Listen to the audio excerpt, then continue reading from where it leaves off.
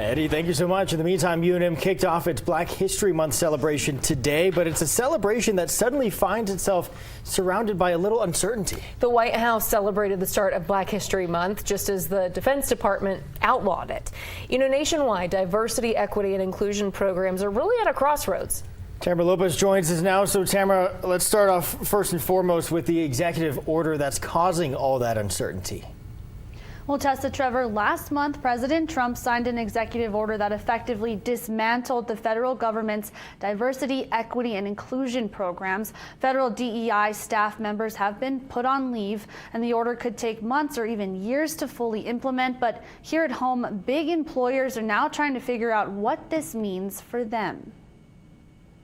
Let it resound loud as the rolling sea.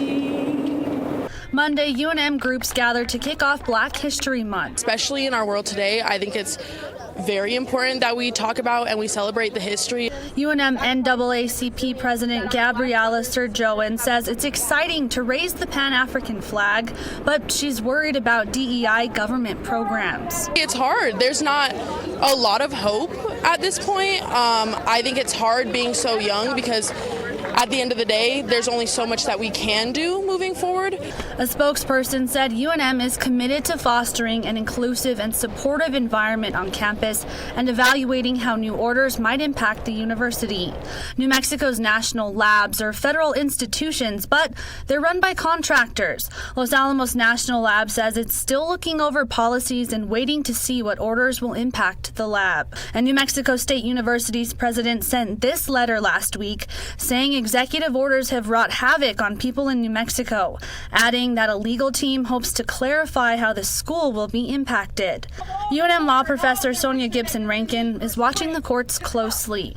It's really important, especially thinking about it from a legal perspective, is that we have laws, we have checks and balances, we have a system, and a lot of these things that you might catch on the daily news will have to go through our court of law.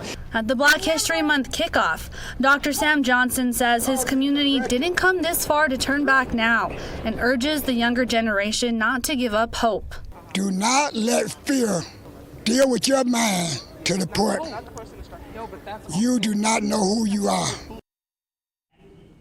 Dr. Johnson is UNM's co-founder of the Africana Studies there, and we reached out to Sandia National Labs and Albuquerque Public Schools for comment as well. Sandia referred us to the National Nuclear Security Administration. We're still waiting to hear back from them. An APS spokesperson said it does not have a specific DEI office, but we did find an Office of Equity and Engagement. We're still waiting to hear back from APS about its plans, and we will have all the statements fully up online under this story on KOB.com. Trevor?